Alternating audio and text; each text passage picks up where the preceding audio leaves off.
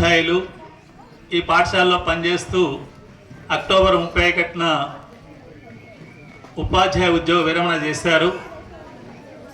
వారిని అభినందించాలని చెప్పి నాతో పాటు వచ్చిన వాళ్ళందరూ ఇక్కడ ఉన్నారు. వేదికపై ఉన్న నాగభూషణం గారు, వారి భార్య ఉమ గారు, వారి కొరకే మనం అందరం వచ్చాం. ఈ సభకు అధ్యక్షత వహించిన పాఠశాల ప్రధానోపాధ్యాయురాలు కె ఉదయ్ గారు, వేదికపై నాతో పాటు కూర్చున్న తెలంగాణ రాష్ట్ర ఐక్యోపాధ్యాయ ఫెడరేషన్ జిల్లా అధ్యక్ష ప్రధాన కార్యదర్శులు దామోదర్ గారు, యాదయ్య గారు, జంగయ్య గారు రిటైర్డ్ ఉద్యోగి, వేదిక ముందు చాలామంది పెద్దలు ఉన్నారు, రిటైర్డ్ ఉద్యోగులు ఉన్నారు, ఉపాధ్యాయులు ఉన్నారు, ఉపాధ్యాయునులు ఉన్నారు, ప్రియమైన విద్యార్థులు, పెద్దలకు నమస్కారం, చిన్నలకు అభినందనలు.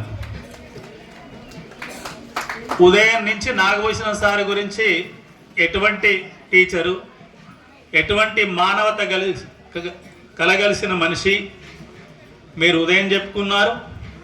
ఇప్పుడు నేను వచ్చిన తర్వాత కూడా కె ఉదయ హెడ్ మాస్టర్ గారు చెప్పారు, నేను విన్నాను. వారే కాదు, సైదిరెడ్డి గారు ఇంతకుముందు హెడ్ మాస్టర్, వారు కూడా నాగభూషణం గారి గురించి చెప్తూ మేము మర్చిపోలేదు 2015 అందరం ఇక్కడికి వచ్చి వారి అభినందన సభలో కూర్చొని ఉన్నామని చెప్పారు. అటువంటి మంచి ఉత్తమ ఉపాధ్యాయుని అభినందన సభలో మాట్లాడే అవకాశం నాకు కలగటం నేను కూడా చాలా మంచి విషయంగా భావిస్తూ, వారు మంచి ఉపాధ్యాయులు. నాకంటే ముందు ఇంకొక అతిథి వెంకటరెడ్డి రాజు, చౌటుప్పల్ మున్సిపల్ చైర్పర్సన్, మొదటి పౌరులు, ఈ గ్రామ బిడ్డ, వీరు కూడా ఈ గ్రామ బిడ్డనే మాట్లాడి వెళ్ళారు. కాబట్టి వారి వ్యక్తిత్వం, వారి గుణం, వారి సేవా తత్పరత, సమాజం పట్ల, బడి పట్ల, పిల్లల పట్ల ఉన్న అతని కమిట్మెంట్ ఎటువంటిదనేది మీరందరూ చెప్పారు. నేను దాంతో సంపూర్ణంగా ఏకీభవిస్తున్నాను. విద్యార్థులు కూడా చెప్పారు. వారు ఉద్యోగ విరమణ తర్వాత ఎంత గొప్ప నిర్ణయం.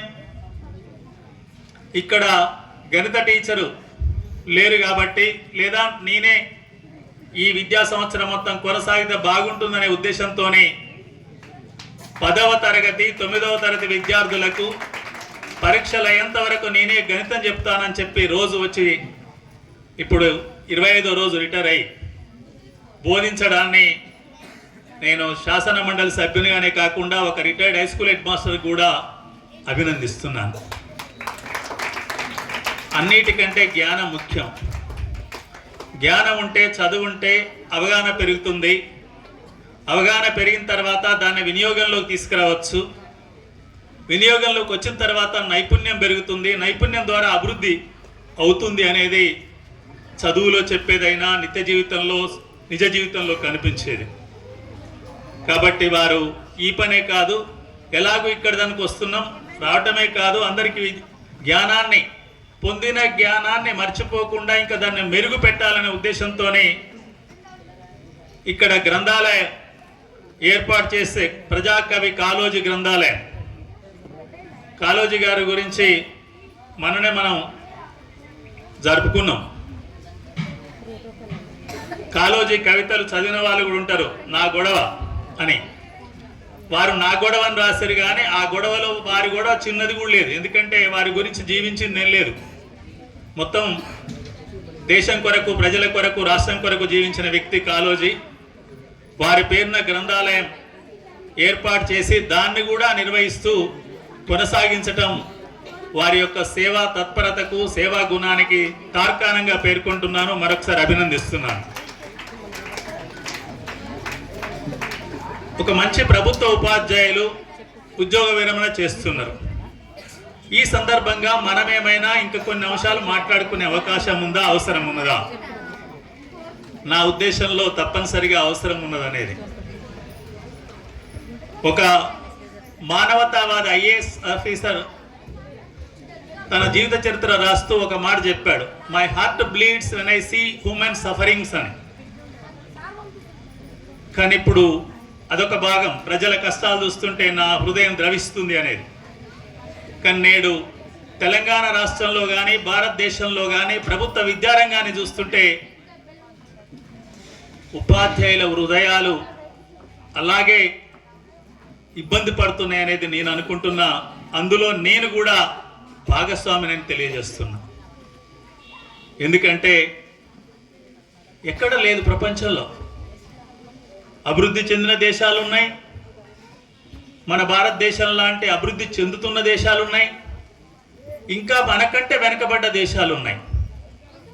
కానీ ఎక్కడ కూడా విద్యారంగం ప్రైవేటు పరం ఇంత పెద్ద ఎత్తున జరిగిన దేశం లేదు.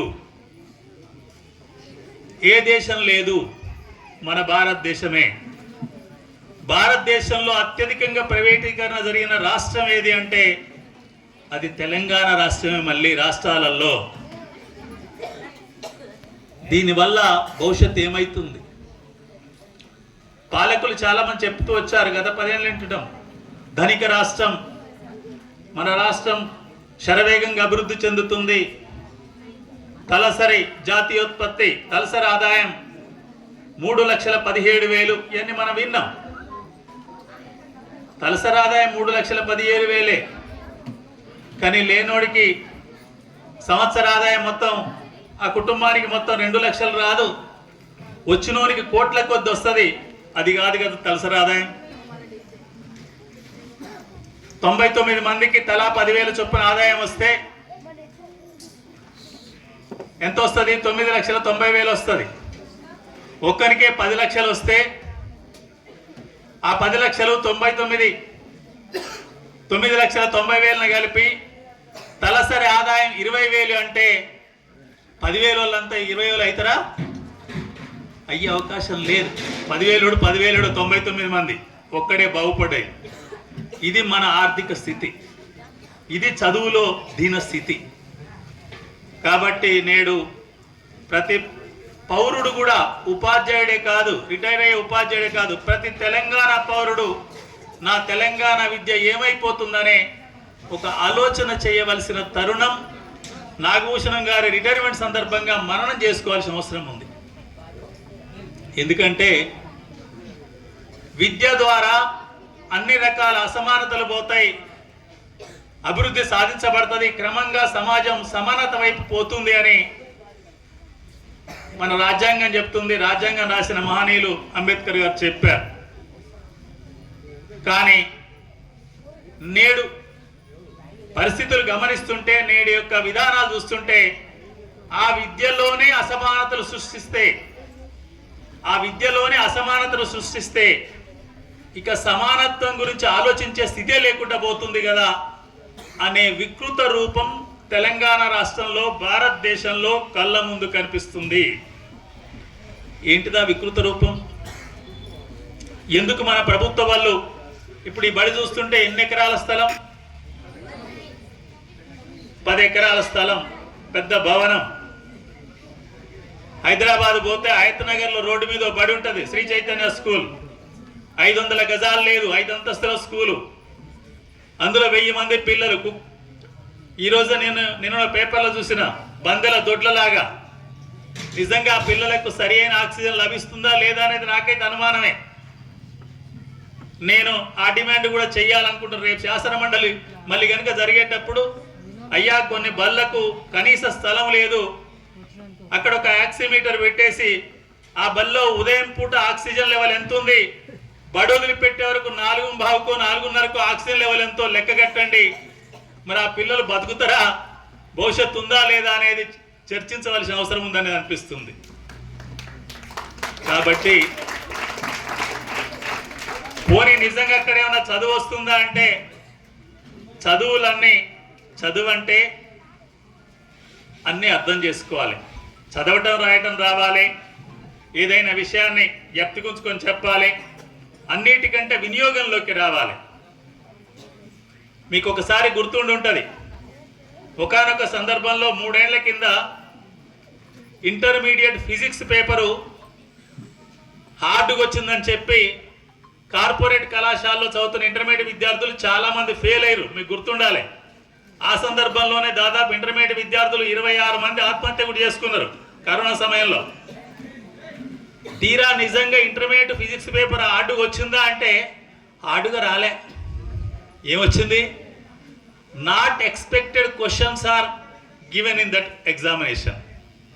అంటే చాలా సులభమైన ప్రశ్నలే, కానీ ఎన్నడూ కూడా ఆ ప్రశ్నల్ని ఇంటర్మీడియట్ పరీక్షలు అడగకపోయేది. అయ్యే వరకు ఎవరు ఫెయిల్ అయ్యారు? ఎక్కువ మంది ఎవరు ఇబ్బంది పడ్డారు? మొత్తం కార్పొరేట్ కళాశాల చదువుతున్న వాళ్ళు ఇబ్బంది పడ్డారు, ఫెయిల్ అయ్యిండ్రు. పెద్ద ఎత్తున గొడవ కూడా చేశారు, ఇదేం పేపర్ అని. పేపర్ ఇదేంటి? పేపర్ ఏదైనా ఇవ్వచ్చు. సిలబస్లో ఎక్కడి నుంచి ఎక్కడికైనా పేపర్ ఇచ్చి పరీక్ష రాయించడమే నిజమైన పరీక్ష. కానీ ఎక్స్పెక్టెడ్ క్వశ్చన్స్ రాకపోతే, వాళ్ళ క్వశ్చన్ బ్యాంకులో ఉన్న క్వశ్చన్ రాకపోతే పరీక్ష రాయలేని దుస్థితిలో నేడు మన విద్యా విధానం ప్రైవేట్ రంగంలో కొనసాగుతుంది. కాబట్టి ఈ తరం పిల్లలు ఏమైపోతారు, రేపు భవిష్యత్తు ఏందనేది మనం ఆలోచించవలసిన తరుణం ఆసన్నమైంది. ఎందుకంటే నేడు మనం అంతరిక్ష రంగంలో చాలా ప్రపంచంలోనే 5వ స్థానంలోకి వచ్చాం, చాలా రంగాలు అభివృద్ధి చెందాం.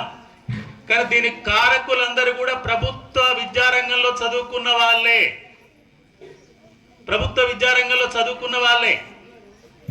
కానీ నేటి ప్రైవేట్ విద్యారంగం ఫలాలు ఇంకా బయటికి రాలేదు.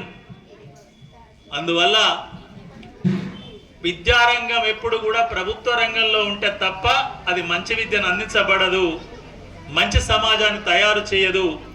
అది నా లక్ష్యమైనా మీ అందరి లక్ష్యమైనా టీఎస్యూటీఎఫ్ కార్యకర్తగా నాగభూషణ్ గారి లక్ష్యం కూడా ఆశయం కూడా అదే అని చెప్పి నేను ఈ సందర్భంగా మీ ముందు వస్తున్నాను.